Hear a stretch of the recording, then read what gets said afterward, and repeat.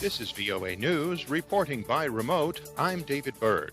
The United States recorded its 12 millionth COVID-19 case on Saturday, even as millions of Americans were expected to travel for the upcoming Thanksgiving holiday. The COVID-19 epidemic has killed more than 255,000 people in the United States, and the recent escalation has prompted more than 20 states to impose sweeping new restrictions to curb the virus. More than 1 million people flew through U.S. airports on Friday, according to data from the Transportation Security Administration. That fueled fears of even greater spread of the virus. It was the second heaviest domestic air traffic day since the start of the pandemic, despite pleas from public health officials for Americans to stay home for the Thanksgiving holiday. Election officials in Wisconsin's largest county accused observers for President Donald Trump on Saturday of seeking to obstruct a recount of the presidential results, in some instances by objecting to every ballot that tabulators pulled to count. Trump requested the recount in Milwaukee and Dane counties, both heavily liberal, in hopes of undoing Democrat Joe Biden's victory by just over 20,000 votes. County Clerk George Christensen said a steady stream of Republican complaints in Milwaukee was putting the recount far behind schedule.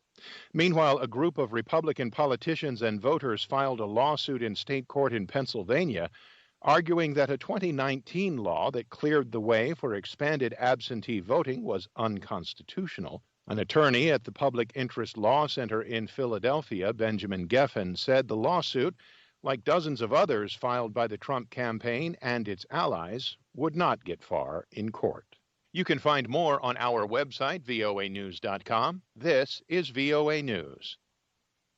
Leaders of the world's 20 biggest economies on Sunday will pledge to pay for a fair distribution of COVID-19 vaccines, drugs, and tests around the world so that poorer countries are not left out, and will extend debt relief to them.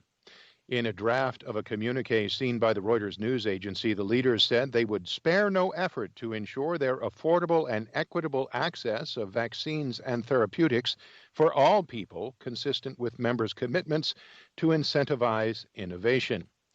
The communique called global immunization a public good. The leaders pledged to continue to use all available policy tools needed to safeguard lives, jobs, and incomes, and encourage the multilateral development banks to strengthen their efforts to help countries deal with the crisis. The summit of the world's richest countries is being hosted virtually by Saudi Arabia because of COVID-19 restrictions.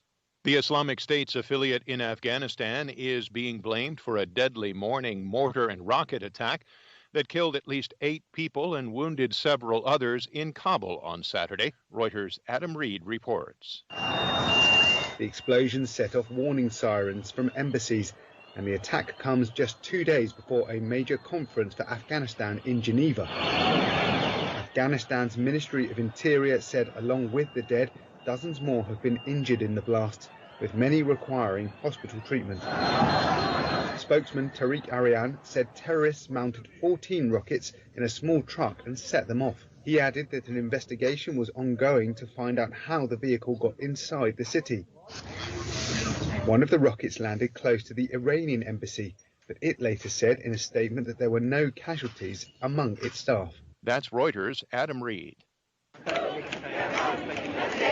Several thousand people protested in Paris on Saturday against a bill that would make it a crime to circulate an image of a police officer's face with the intention that they should be harmed. Supporters say that officers and their families need protection from harassment, both online and in person when off duty. Opponents say the law would infringe on journalists' freedom to report and make it harder to hold police accountable for abuses such as excessive use of force. Pope Francis has urged young economists, entrepreneurs, and business leaders to promote post-pandemic development models that involve the poor. During the pandemic, Francis has decried that the people on the margins of society have been among those that suffered the most. You can find more on our website, voanews.com. Reporting by remote, I'm David Byrd, VOA News.